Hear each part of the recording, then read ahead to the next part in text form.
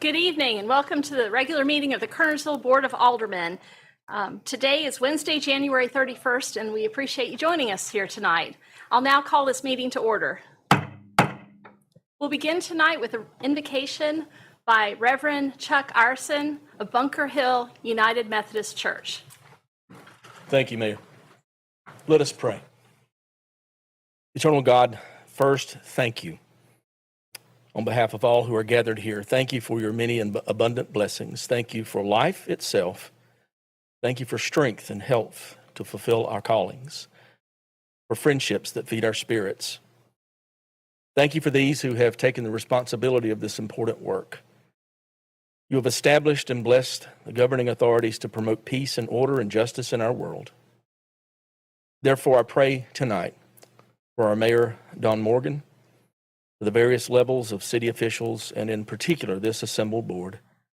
I ask that you grant them wisdom to govern well, a heart for the people of Kernersville, commitment to what is good and fitting, the ability to work together in harmony, peace in their lives, and joy in their work.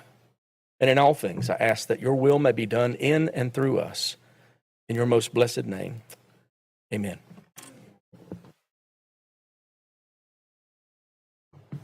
Thank you, Pastor. Please join me in the Pledge of Allegiance. I pledge allegiance to the flag of the United States of America and to the republic for which it stands, one nation, under God, indivisible, with liberty and justice for all. Thank you. You may be seated.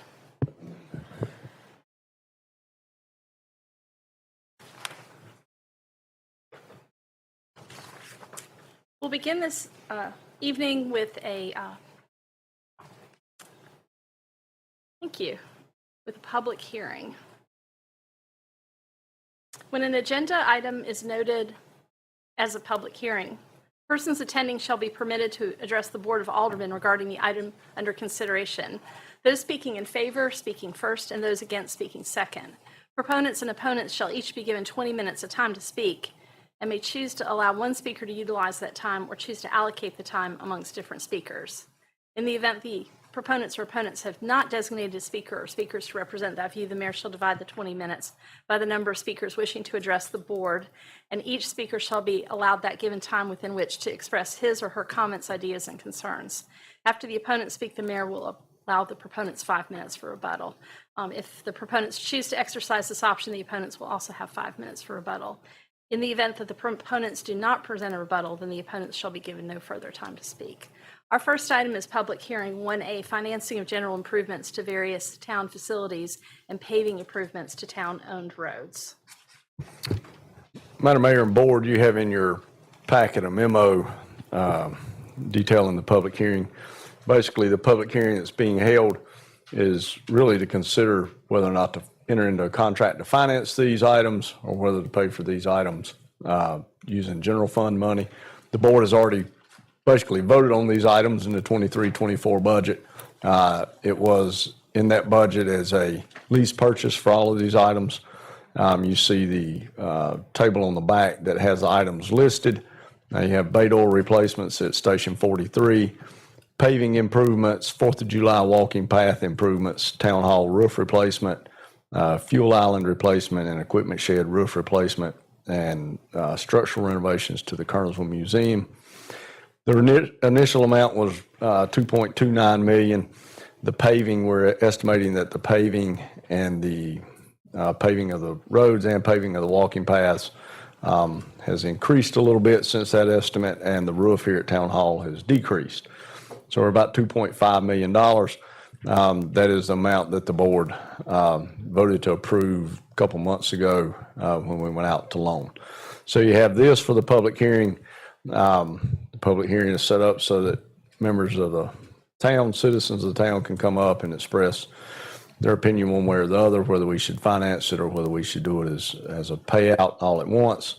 And then later on in the agenda, you will see the resolution. If you choose to finance it through the lease purchase method, you'll see the resolution approving the bank for that process. Thank you, Mr. Swisher. This is a public hearing. I'll declare the public hearing open. Is there anyone who'd like to speak in favor?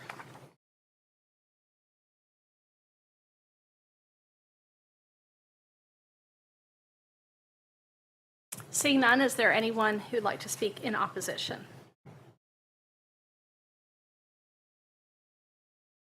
Seeing none, I'll declare the public hearing closed. And the motion from the board would need to be motion to approve financing these as opposed to using general fund balance to do the projects. Okay, do I have that motion? Got a motion by Mayor Pro Tem Thompson and a second from Alderman Apple. All those in favor, please signify by raising your right hand. It's unanimous.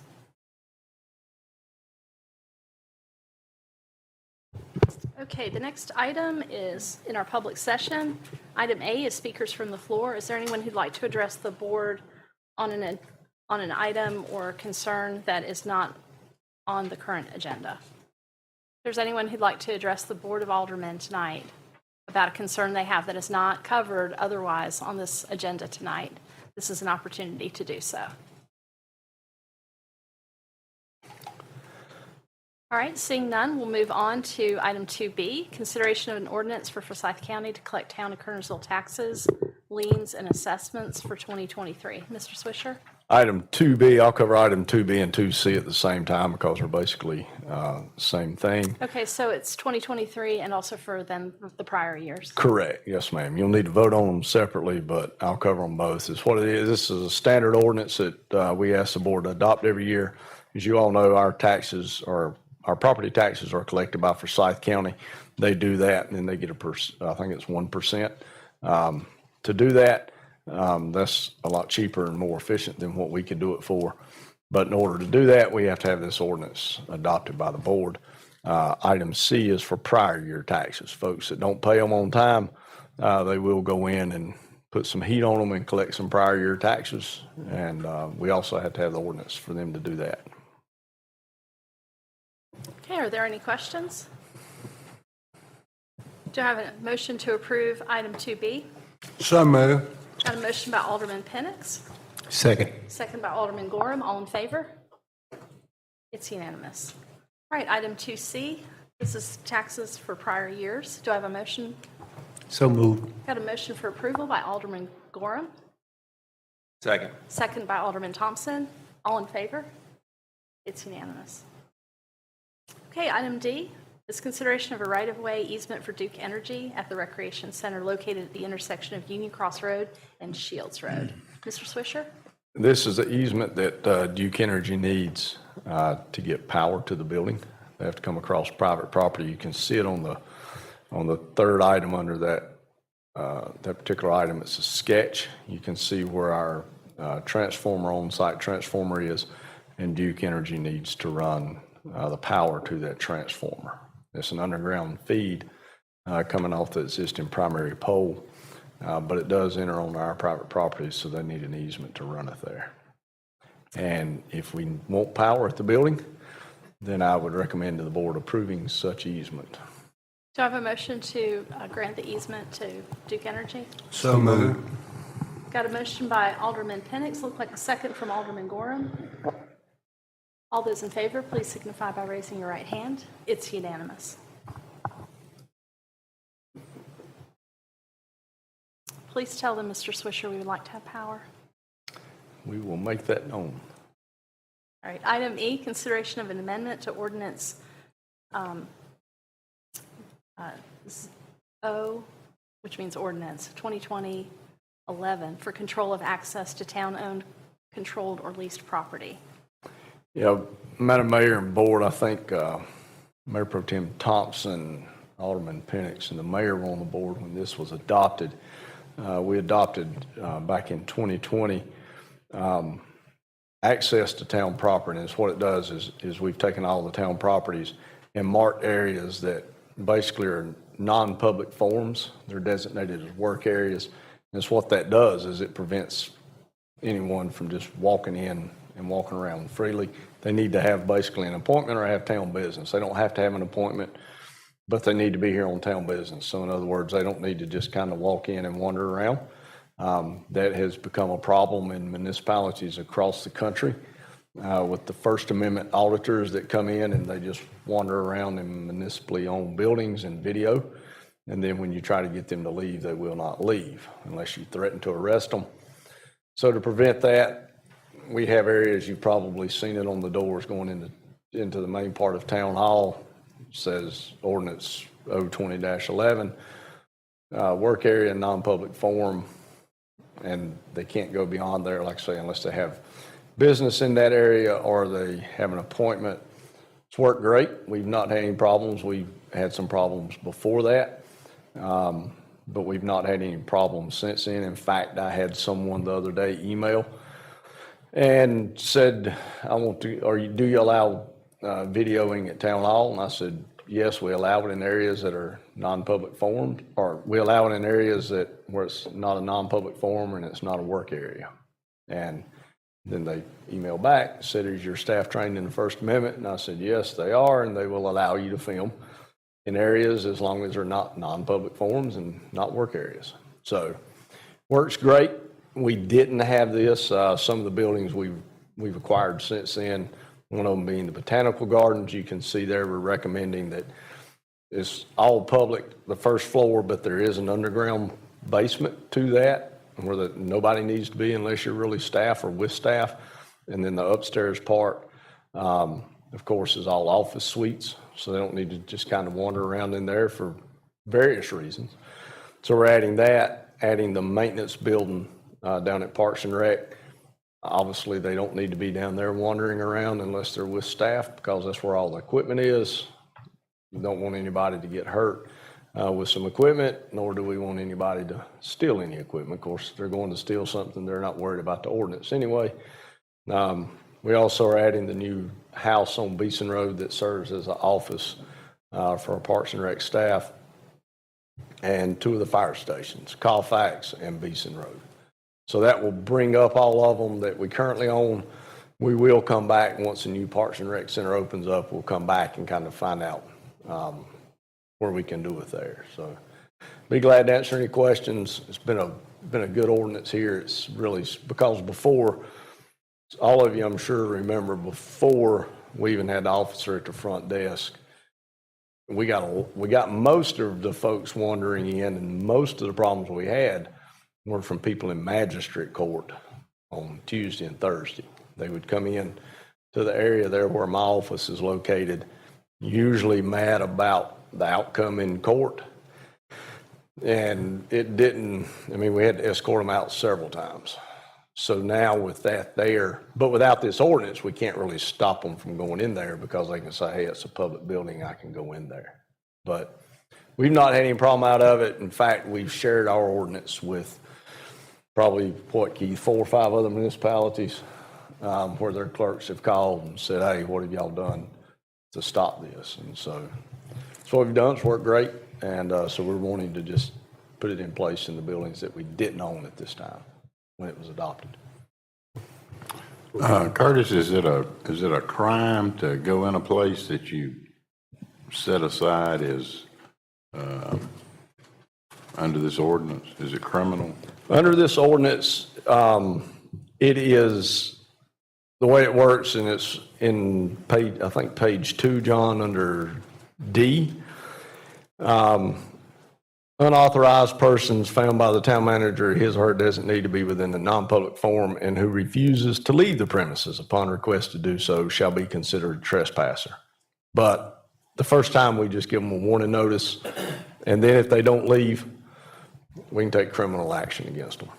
They usually leave when you tell them that you're going to charge them with criminal trespass. Some of them, especially if they're a First Amendment auditor and they really don't know exactly the First Amendment, they'll test you and say, well, you can't charge me with trespass. I'm in a public building, which is not true. Once you warn them and they're not there, that's why we have to say in there, you have to be here for town business, because you tell them if you're not here for town business, then you're trespassing. But we've been fortunate. We've only had one in the past that kind of gave us a hard time and didn't really want to leave, but most of them leave if you tell them they're trespassing. Curtis, with Senior Gardens, do we have adequate posting of signage at the entry points to the upstairs? We do not right now. We couldn't post it until we adopt, if the board adopts this ordinance, we couldn't post it until the ordinance is adopted. But once it's adopted, we will at that point. And it'll be similar to the signage that we have coming into town hall. How will this affect public-private partnership with the visitor center? Will it have any effect on that at all? It will not, no. Okay, thanks. Just as it does not with the chamber. Gotcha. Now, because they lease it, and so it's a private building, more so than a public building. Okay. And so they can't just walk in there anyway. Gotcha. It's where the issue comes in, is in all public buildings. Like all of the buildings the town owns, the ones that we own that we lease to someone, they're not considered public. Okay, thanks. Curtis, it appears to me that if you have a town employee with you can overcome this trespassing thing, right? Correct. If you have and what we require, John, and it's in there, if you come in, say the front desk up here where Mark's at, and you say, I need to go back to inspections to get a permit, we'll call back to inspections. If it's someone that comes in here all the time, we'll let them back. Otherwise, we'll call back to inspections, and Mark will either walk them back or somebody will come up with them. Then they're fine. They're not trespassing. It's what it is say Mark's not at the front desk and the door happens to be open and somebody just comes in and wanders in. That's where we've got a problem. It's not as much of a problem here because we do have the front desk and we do have the doors. It would be a problem, say, at maybe the Parks and Rec building that we're currently in, because there's nothing to stop them from going upstairs to the office area. And that's considered the non-public forum where they can go. The garden would be the same way. There's nothing to stop them from going up there, nothing to stop them from going in the basement if they know how to get there. What about the Board of Aldermen and the mayor? Y'all are They'd considered, be excluded, wouldn't they? yeah, y'all are considered employees. Really? Yeah, Okay. yeah. So that wouldn't count. Okay. Thank you. I just thought it'd be funny if they did, you know. And like I say, here, it's not, we've had an issue with it before we had the front desk like it is, but since then, it's not really been an issue. But we do have them come up. We've had a couple come up in the past 4 years, probably. Usually about 1 or 2 a year that wants to come in, and we let them video. We let them video out in the lobby here. We let them video out in the lobby out front. They can go out in the courtyard, video all they want, which they will. They'll stand around back at the PD, video, and they can go in the PD in the lobby, but they can't go beyond that. And we're fine. They can do what they want. And we'll have them come in. Before we had this ordinance, we did have a couple of them come in and challenge it and want to go in the back. And when you say you can't go back there, they're like, well, where's your ordinance? And so we've given our ordinance to them a couple of times, and they're fine with it. So.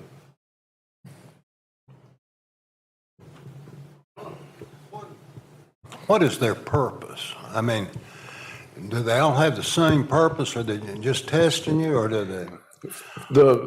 For the most part, and it's interesting to watch if you go on, and it's not all just for First Amendment auditors, but the ones that cause the most problem are the ones that claim to be First Amendment auditors. Their purpose is to come in, walk through a public building, say town hall or a post office or the social services. They walk through that building and they want to see if anyone will stop them. And so what they're trying to do is get someone to stop them, and then they kind of go back and forth and engage in conversation, but they try to get the person that has stopped them really angry and fired up because they get more views on YouTube, and then they get paid that way. I mean, people send them money and whatnot to keep doing what they're doing. So if they go in a place and you've got an ordinance posted and you say, yeah, sure, you can video all you want to, you just can't go back here, they pretty much leave because they can't get any They can't get any interaction with the person that's there. The person that we had that came, they came in and we've got a process for a public records request.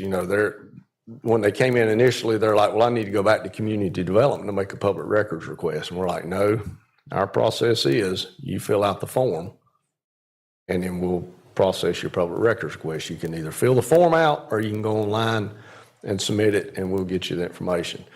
So that stops it right there. They can't go back and forth saying, well, I need to go back here, I need to go there. But they're driving at what they're driving at when they try to do it is they really want to get the other person engaged. What they do, a lot of what they do, and knock on wood, we've not had any here. We've had one, but haven't had any recently, is they go stand in the public right-of-way beside of a business and they video that business. And they try to get the owner of the business to come out, engage in an argument with them, call the police.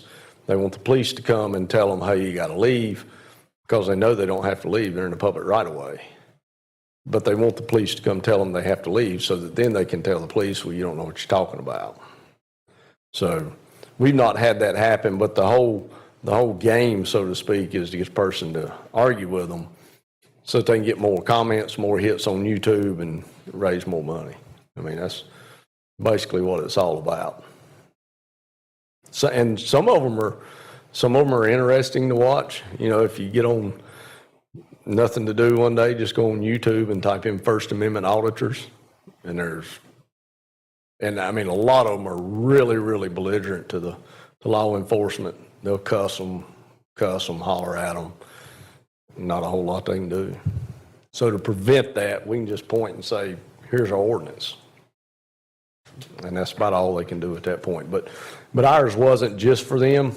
It was a lot of just folks kind of just not here because they can't get in, but at other buildings just kind of wandering in, wandering around.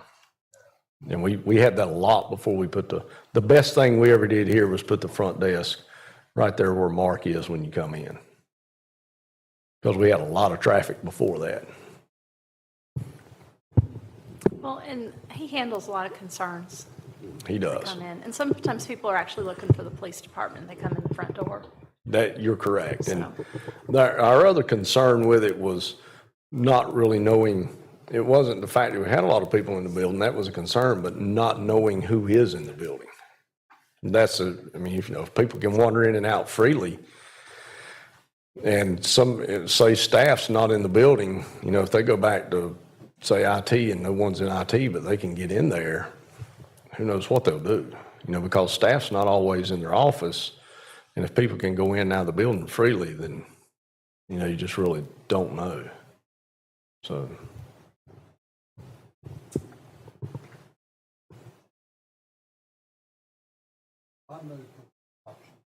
Yeah, I have a motion by Alderman Penix to I'll adopt. second. Second by Mayor Pro Tem Thompson. All in favor? All opposed? The vote is 4-1.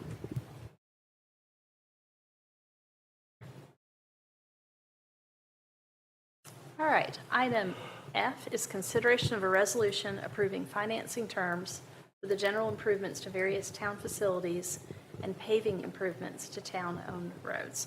Curtis, do you have further on that? Yeah, there's a memo in your packet that kind of follows up on the one that you just heard about in item A under the public hearing. We submitted it to 24 lenders for financing contract for a loan in the amount of $2.5 million. We received proposals back from 3 lenders, and from those 3, we are recommending Webster Bank at an interest rate of 4.155% for a term of 10 years. Okay, do I have a motion to approve? So moved. I have a motion by Mayor Pro Tem Thompson, Second. second from Alderman Gorham. All in favor? It's unanimous. All right, Curtis, there's a lot on the consent agenda, so would you like to run through it? Yes, ma'am. On item A and B, approval of minutes for December the 2nd meeting and January 3rd meeting. Item C is the request by the Old Salem chapter of the Antique Automobile Club of America to hold the downtown cruise-ins. This is probably the 7th or 8th year maybe they've held those. always a great event. I never had any trouble with those.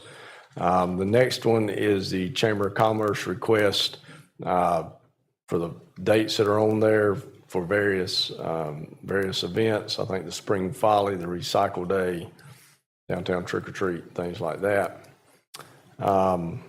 Resolution setting the dates for the 2024 Spring Folly, be the first weekend in May, and the road closures that go along with the Spring Folly, and the road closures for the 4th of July Parade, the Downtown Trick or Treat, Veterans Day Parade, and the Christmas Parade. We just put all of them in at one time, got them all out of the way, and we'll send them all to DOT. There may be some more that comes in during the year, but this is the bulk of the road closures that we do during the year. So on item E, there's a typo on the agenda item that should be 2024, but the actual resolution is correct. So I think that's okay, right? That's fine, yeah, that's no problem. All right. These matters are considered to be routine by the Board of Aldermen and will be enacted by one motion with no separate discussion unless a board member or citizen so requests. Is there anyone who'd like to see any of these items, A, B, C, D, E, F, G, H, I, J, removed from the consent agenda and discussed separately? Seeing none, do I have a motion to approve the consent agenda? So moved. Second. Got a motion by Alderman Apple, second by Alderman Gorham. All in favor? It's unanimous. All right, that brings us to the briefing on the February 6th meeting agenda.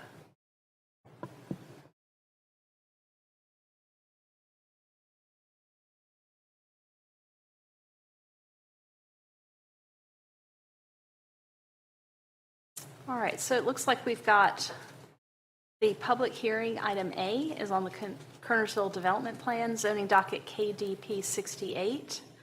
And item B is the proposed rezoning by the Shepherd Center of Kernersville, zoning docket K759A1.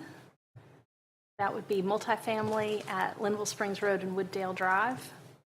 Item C is a rezoning for Collybrook 2, which is at Little John Road and Macy Grove Road, 56 acres, zoning docket K803A1. Item D is a rezoning, Jill Eversole, property located at Cinema Court, zoning docket K813. Catherine, is there anything we need to know about any of these rezonings? Just really quickly, items A and B were heard at the December Planning Board meeting. That was a staff recommended approval for both A and B, and Planning Board recommended denial for both A and B. And then items C and D were heard at the January Planning Board meeting, and for both of those cases, staff and Planning Board recommended approval. So has the, with the continuing of the public hearings A and B from January 3rd, has the developer made any changes? Not that have been shared with me. Okay. And then I had someone email me and ask me why Curtis Swisher was the presenter for item 1A. So if you could explain why the town manager is listed for amendments to the development plan, because that's different than a rezoning. The amendment to the development plan is different from the rezoning, and from what I understand, one is tradition, but two, it is also because the development plan is our document, and so we make the changes to our document that go along with requests from applicants. But we could spend a lot of time talking about 160D changes to that process, but this is what we've been doing. Okay, so basically, is the development plan a different way of describing a land use plan? Yes. Okay. All right, and so the land use plan would get adopted by this board, and then small changes happen with each zoning case, or when it's applicable. If something changes, if a zoning changes Yes. the land, if there's a rezoning filed, that changes the land use plan, because in that area is maybe not agriculture anymore, it's residential multifamily or? Yes, a the business aldermen adopt the entire document, and then it can the board can modify it as it sees fit. There is some changes to that process with the general statutes 160D, and that's what, so we could be here all night talking about how it all plays out now, but our process has been to consider a land use plan amendment before considering a rezoning. Okay. Thank you for the explanation.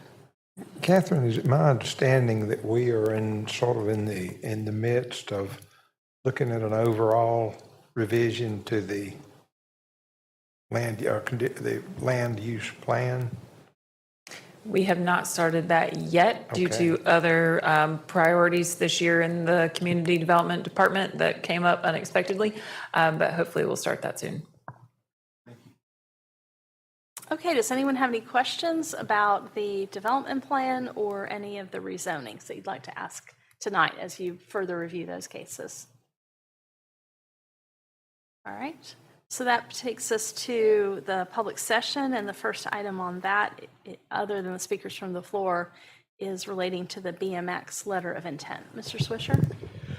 Madam Mayor and Board, Ernie's been working with the USA BMX folks about the possibility of a BMX track and facility out at Ivy Redmond Sports Complex. The first step really in getting them to do that is a letter of interest from the Board of Aldermen. You have that letter in your packet. Just a brief summary. They will come out, look at the site, look at the area, determine whether or not one is feasible, things like that. No cost to the board, no obligation to the board. Even if they come in and say, yes, this is a great area for it, and the board decides not to do it, then obviously there's no obligation to do that. So that's the key thing in it. But to get that process started, they did want a letter of interest from the board. So Ernie spoke with me about this, and he had like, is Ernie here? No, he's you're not here here. for Ernie. When Ernie had talked with me about that, he had like a brochure or rendering from a different BMX track. So could that be uploaded or something like that? Yeah, it's Emailed probably out to the alderman? It's probably the one from Rock Hill, South Carolina. We can load it onto the agenda. Someone was asking me whether the track was dirt or pavement, and I just couldn't remember because Rock Hills is dirt with a slurry seal type material on it that kind of locks in the dirt. Ours would be, if the board approves it and we finally get through it and do it, ours would be concrete for various reasons, but we would be recommending concrete. And is there like stands built around it? Yes, ma'am. Okay. Yeah, and I'm pretty sure that Rock Hill, there's two tracks similar to the one that we would be looking at. One of them I think I know one of them's in Rock Hill, South Carolina. I think the other one may be in Lexington, Virginia.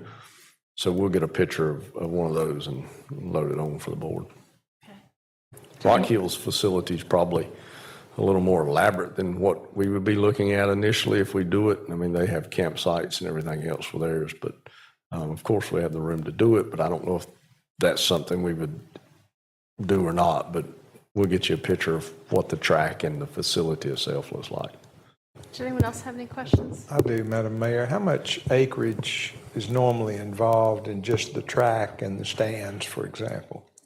I think 6 acres, that's what I was thinking. It's about 6 acres, and then of course if you want to have more parking, more camping, or for RVs or whatever, however much beyond that. But the track itself with the stands, and I think they have a field house, didn't they have like a field house where you have your admission gate and bathrooms, things like that, is about 6 acres. So not as much as what you would think. I mean, they've got it in there pretty tight. Curtis, what's something like this cost? I don't know, John. That's what would come out of their study.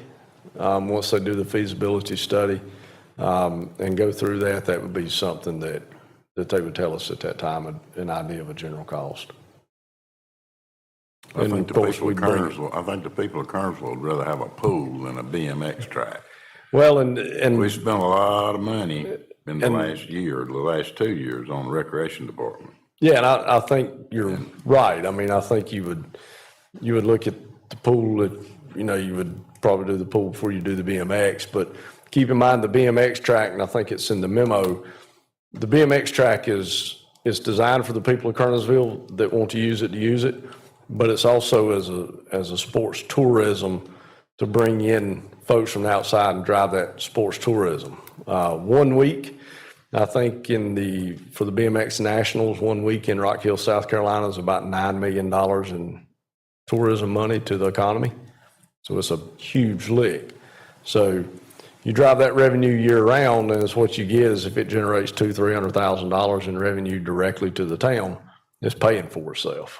And that's kind of what you look at. And in turn, it could be generating some revenue also that's used to pay for the pool, to help fund some of the operations of it as well. So, but the cost is something that would be determined once they get through that process. Thank you. Curtis, what are the next steps if we were going to consider a pool? What would be next in terms of getting that consideration, done? We have started looking at that. Ernie and I went a couple of weeks ago to Thomasville to look at their facility. They just built one, I think last year maybe, and opened it up. So obviously we have the land to do it. What we have to decide is, do you put it at Ivy? I mean, Ivy's a sports complex more than a park. There's a big difference between the two, but there is land at Ivy to do it that probably wouldn't interfere with the future build out of the sports complex. So first of all, you kind of have to see where you'd want to locate it, get some different options. The best place really to locate one is where you can get some dual use out of the amenities, meaning if you can put it somewhere where you can already have a parking lot that you can share, because the pools, with a pool, you've got to have the pool house, you've got to have the bathrooms, you got to have the changing rooms, you got to have the parking. So it's not just dig a hole in the ground, put some water in it and say, I got my pool. You got to have a lot to go with that pool. So Ernie and I have been looking at it, Will's been looking at it, trying to find, can we locate it somewhere where we already have some parking that we can expand maybe? Maybe have a building, that we can use some of those amenities, things like that.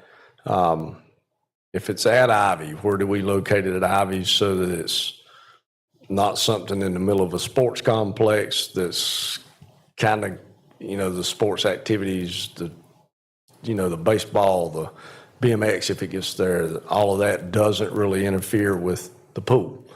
I mean, because your pool's going to get a lot of use, but if you've got baseball tournaments every weekend and you've got lacrosse and soccer, those folks coming to use a pool aren't going to want to set in that traffic to get out. So you've got to kind of do it so that you don't put the use out there and then the people don't want it. So we're looking at all of that, trying to find some locations that will work to where we think we can maybe get some dual uses. Thomasville got a great setup. They've got the pool. They built probably a 10,000 square foot building, which we wouldn't need one that big, I don't think. But in the building that they have with their pool, they have their locker rooms for their pool. They have a little concession stand. Then they have another area that's probably 2,000 or 3,000 square feet. It's got 3 garage doors, opens up to the deck of the pool. They rent that area year round. In addition to that, they needed a new area for their board of aldermen to meet. So they built their council chambers inside that facility. So they've got their pool, they've got their, area that they rent, kind of their open area, and they use it not just for the pool, but for everything. And then they've got their council chambers. A little bit of a issue to start with when the pool was open the same day as the council meeting. They had some crossover that they didn't really want. So it's what they've done is they now close the pool. If they have a council meeting that night, they close the pool at 4 o'clock or whatever. So that's what we're looking at. Once we get that, some of those options, some of those type options. We'll bring it back to the board. We're looking at it, obviously, there's a push for it. We're looking at seeing when we can work it in, the budget. But, then it's up to the board. We bring back options with some cost, and then the board has to say, yes, we'll go with it, or no, we won't. Right now, estimated cost is probably somewhere around $3 or $4 million from what we've seen. I think Thomasville's was maybe 7 or 8, but again, we don't need a building quite as big as they have. But everything else they did is, I would say that we would probably look at doing that. They've got a huge deck basically around their pool. But you need that, because if you've got a small deck around your pool and you don't have anywhere for people to sit, then you're out of luck. So we have started looking at it, and we hope to have some options to the board by the time the budget rolls around, to see if you want to, look at putting it in the budget for 24, 25. Curtis, it appears to me that y'all are looking at this pool like just totally a recreational thing, correct? Because you said it wouldn't fit into the sports complex down there. Not totally. There is a way that they built theirs with lanes. Right. They've got the pool, then it comes out, and then they have a 6-lane pool. Right. So, or 5 lanes. So it's what we looked at, was making it more lanes, maybe 6 or 7. And then it is more of a sports complex, because then you have the possibility of having swim meets, Right, which is what they've done. Yeah. So it's what we don't want to do is but it's what and when I said that, I was meaning we didn't really, from a location in the park standpoint, we didn't want to just jam it in between something and then have all of the spillover. But yeah, it can certainly be a sports complex draw because of the swim meets. And they have them in Lexington. It's what they cautioned us about, was you've got to be really careful of not having swim meets all the time and the pool never being open to general swim.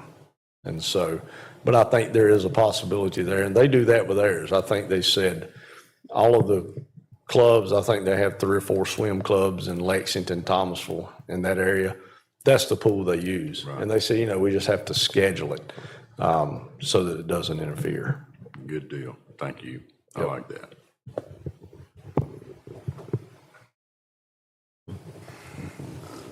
The way Ivy Redmond Park has grown, and all of the events, sporting events we're having out there, would you consider Ivy Redmond Park just a recreational park, or would you consider the sports complex?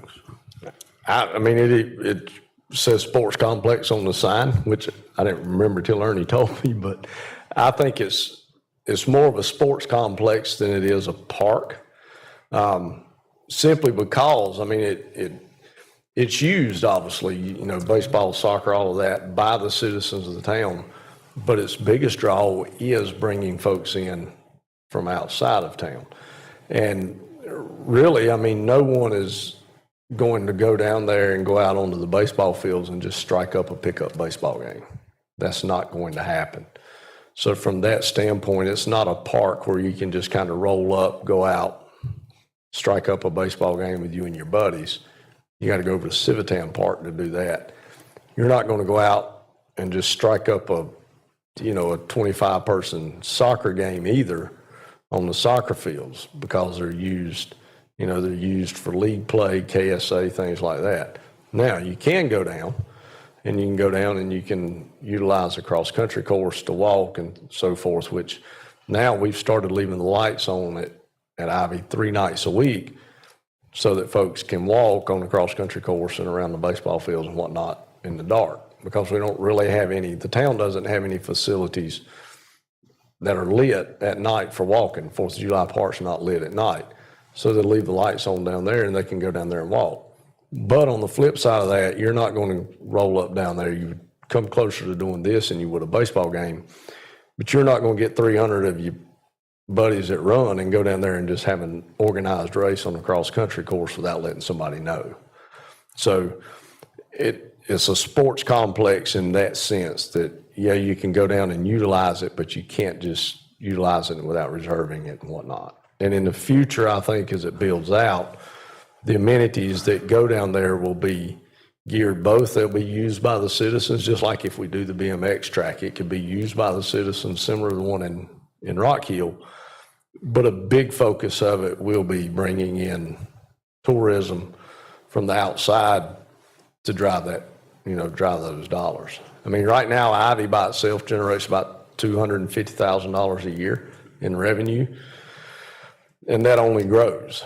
And as that grows, I think you'll see more amenities at the park and the park develop out with that in mind. I mean, even the new Parks and Rec Event Center, it's going to be used by everybody in Kernersville, but it's also going to be a big tourism driver as well.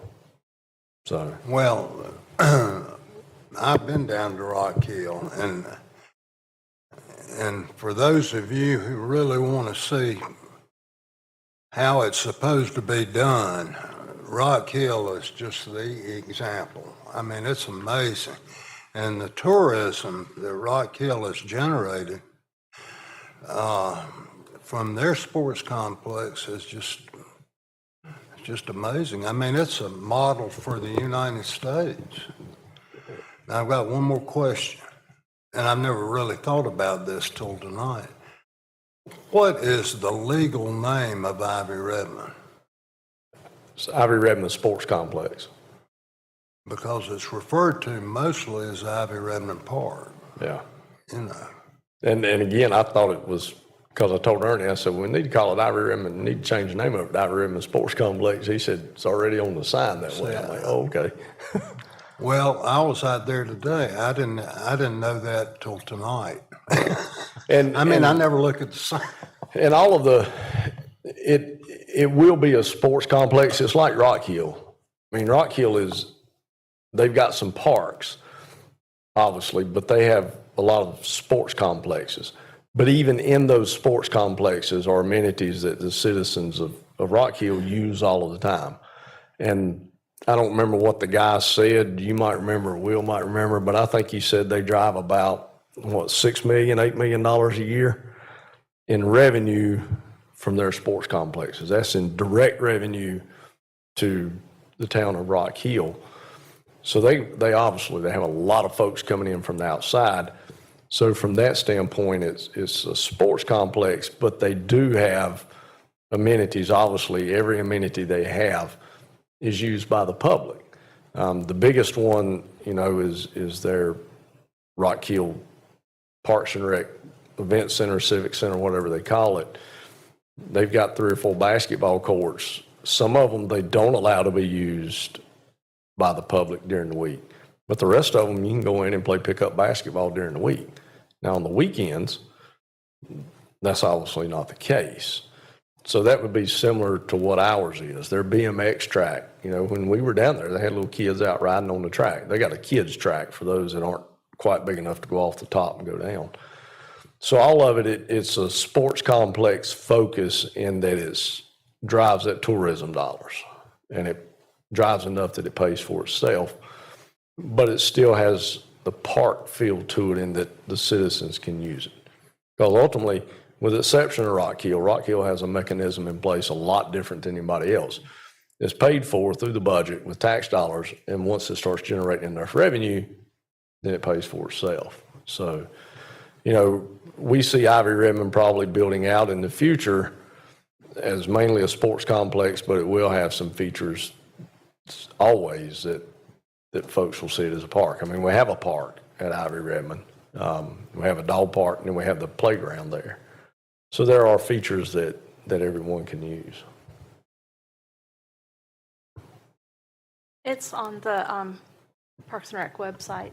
It's linked with the town website as IVM Redmond Sports Complex. I think it's just quicker for everyone to say Ivy Redmond Park. Kind of like when it was Beeson Road Park and they dropped the road and called it Beeson Park. I mean, that's kind of how it got to be Beeson Park. Everybody just got tired of saying Beeson Road and they just dropped the road and called it Beeson. At the time, it was named the softball fields, the youth baseball, the cross-country, was well-established, so it seemed appropriate because it was more of a destination park at that point in time. The playground hadn't been built and the dog park hadn't been built. But I think having the playground and the dog park are really nice amenities that I wish more people knew about. There were a lot of children who were the younger brothers and sisters going to the soccer games, playing with the rocks in the parking lot until that playground was built. So there were a lot of bored siblings there, so the playground gave an outlet for that. And that playground was built with assistance from the Declan Donahue Foundation, so that's a really special playground too. So, any more on pools, BMX, recreation, Kernersville history? All right, we'll move on then to item C, which the item hasn't posted. No, we'll have it posted this week. Can you share with us what's in it? If I had seen what was in it, I would, but I've not seen what's in it yet. So it's the standard. Yes, ma'am. It'll just be any line items that we need to make adjustments to. Okay. All right, item D, discussion and consideration of scope of work, subgrants, and annual budget for the state grant funding. This is the state funding that we were given in the budget by Representative Lambeth and Senator Krovic. There's not a lot of variance in the scope of work because he specified pretty much what all of the money was for. You have $1.8 million, I believe it is, for expansion to buy land at Ivy Redmond Park for expansion. I think it's $400,000 or $350,000. I'd have to add it up to tell you, for a greenhouse at Paul J. Senior Botanical Garden. And then $250,000 is coming to the town, and it is to be directed to the Kerner's Folly Foundation for the visitor center. So Is this a form we generated? Can we edit it? we can edit it, yes, ma'am. We may want to go through, and there's at least 3 references to Ivy Redmond. Maybe make it Ivy Redmond Sports Complex. That's a good catch. We will do that. Back to Joe's point, if we're all calling it Ivy Redmond Park. Then we got park on it, yeah. We Yeah. will do that for next week. All right. So it was a total of 2.45 million. And again, it's pretty well spelled out how we have to spend that. So process is this board approves the scope of work. We send that to the state Office of Budget and Management. They approve the scope of work, and then they send us back the contract for that. And we will go out and start doing the projects that are listed here. And I think you have a year, maybe 2 years on some of them to complete those. It looks like ending 6/3/26, so we've got a little while to do it. We've been fortunate in that we've received a lot of funding from the state in prior years that you all are aware of. Done a lot with that in different departments throughout town. I think the first one that we received was used to build the parking lot beside the museum. Then the next one we received was all of it was used for the parking lot on North Cherry Street.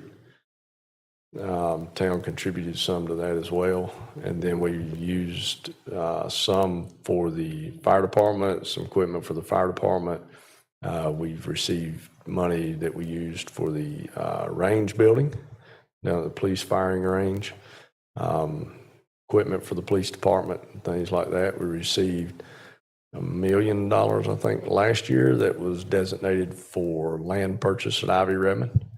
So we used it there. So we've been fortunate. Our 2 representatives have gotten a lot of money for us in the past few years that we've been able to do a lot of projects that really otherwise we would not have been able to do, quite frankly. And maybe Founders Park as well.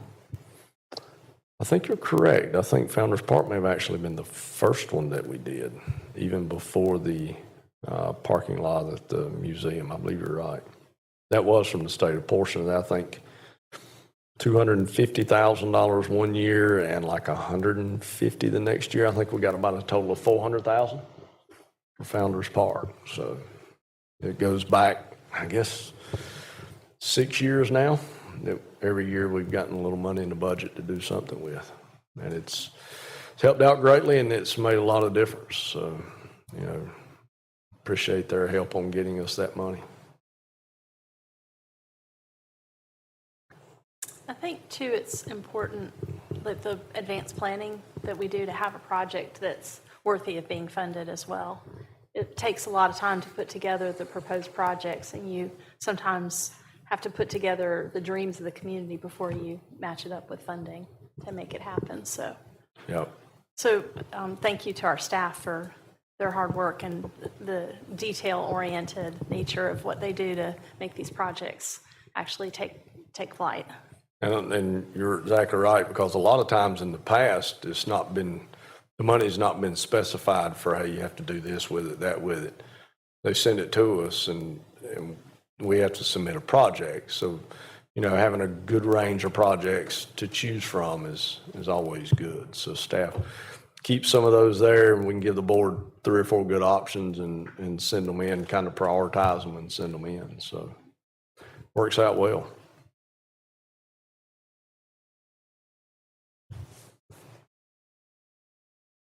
All right, then we'll have a consent agenda on Tuesday. And is there anything you're expecting to present on Tuesday?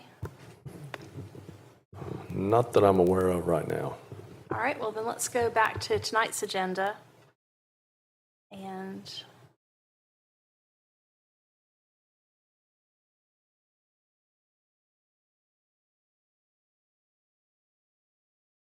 we are to the town manager's report tonight. Do you have anything to present this evening? No, ma'am, I do not. Okay, thank you. Mr. Powell, do you have anything to present as a town attorney? Madam Mayor, I do not have a report, but I do have need for a closed session. Okay, thank you. All right, matters to be presented by the mayor and board of aldermen. I'll start with Mayor Pro Tem Thompson. I have one question one question. So now I took a tour of the visitor center yesterday. Standing on the street looking north, the telephone pole that is right in front of the driveway as you turn into the visitor center has a no trucks sign and an arrow turning right sign. My concern is it's right at the entrance of the visitor center. I'm wondering, and I think they may have moved that pole, or that pole was added and those signs got moved. I'm wondering if we need to move them further north so that it's not confusing turning into the visitor center for buses or what have you. It's just a thought. Yeah, we can look at that and probably put it on a signpost by itself and move it up. Okay. You're right, I think they've moved it, because initially it was there right as you, trying to keep trucks primarily from turning right on the Salisbury Street, Right, and dragging right. the big rocks around. So, Right. yeah, we'll go out, Dorn can have his folks go out and look at just taking it off that pole and just putting it on the post by itself. Okay, sounds good. Thanks. That's all I had. Thank you. If we have a decorative post, that might be better in that location, long term. If we don't have one, right now, laying around in the public services yard, but it might be nice to have one of the black, more decorative looking ones long term. Mm-hmm. Do we have one? Okay, perfect. If you didn't hear, Doran says we have one. So, all right. We use it if we do. With all the decorative touches at the folly, it would be nice to be consistent with that. Yeah, we would use it. If we have one, we'd use it. If not, we can get them fairly quickly. Okay, perfect. Do you have anything else? That's all. Thank you. Okay. Alderman Barrow? Just reiterate the whole deal about the pool. It sounds like Bill's on board. I know Joe is. We need to get the ball rolling. I appreciate y'all going down there and looking at Thomasville Pool. I've been harping about it for several months. I would appreciate it if you'd have called me so I could have went with you. Well, I'll tell you, we weren't planning on going. Oh, okay. We were talking to the guy on the telephone, asking him some questions about it, and it was about 11 o'clock. He said, well, why don't you come on down and look at it? And we're like, when you gonna be there? He said, about 11:30. And we said, we'll see you at 11:30. So we literally got in the car, got off the phone, got in the car, and went down to look at it. That was really not our intention when we started that conversation, but that's kind of where we ended up and how we ended up. But be glad to go back down there and take you down. I just want to be included in this deal. And I understand how things like that happen. It's nice to have a place so close as Thomasville is. It's just 15, 20 minutes down the road. So that's a good thing. That'll help us. And that was one that, and I think you mentioned Ernie too, and one that was really more kind of what we were looking at. I mean, High Point just did one, but I mean, Oh, that's a monster. yeah, they've gone way over probably what we would be looking at. And I think Ernie and you had talked, and Ernie said, well, they've got one down in Thomasville. And I remembered where the old one was. It's in the same location. Same spot, yeah. And he said, oh, they tore that one down, and this is a new one. And I'm like, oh, okay. So like I say, we were calling the guy, really just called him to get some information about how many acres it was, kind of the cost of it and this and that. And that's when he said, well, come on down. I'm, going over there. And we're like, okay. Didn't really plan on 30 minutes later, but, it kind of worked out. That's a good deal. Thank you, Curtis. That's all I got, Madam Mayor. Thank you. Mr. Apple? Madam Mayor, I just want to make some side comments real quickly. It is such an honor to be involved in decision-making on your behalf about so many exciting projects. It still rings in my mind what Alderman Penix had to say when we acquired the acreage around Ivy Redmond Sports Complex, that we were really planting shade trees under which we would never sit, most of us on this board. And there are a lot of forward-thinking projects. There are a lot of projects that can become self-sustaining in a relatively short time frame. But it is exciting to me to be involved with you as citizens of the town in figuring out how to do these things. And I also want to give an applause to Curtis, the town manager, and to the department heads that work with him to put these things on the ground. We've got a great team, and we're accomplishing great things, but only with the support of you, the citizens who are supporting us. So it really is a privilege, and I want to just voice that to you. Thank you. Do you have anything else? Okay, thank you. Alderman Gorham? No comments. Okay, thanks. Alderman Penix? Well, just one thing I've noticed today, talking about pools, on Hopkins Road, the Timber Trails development, I think, if I remember right, 25 or 30 years ago, they offered memberships to kids that lived in that area, that didn't have to live in Timber Trails. But they're tearing that pool up now. It had gotten in such disrepair. And I was so glad to see that they're cleaning that corner up, because it really was a hazard, I thought. So I'm glad they're finally doing something. Now we'll build a pool to replace it, John. A bigger one. That's all I have. Thank you.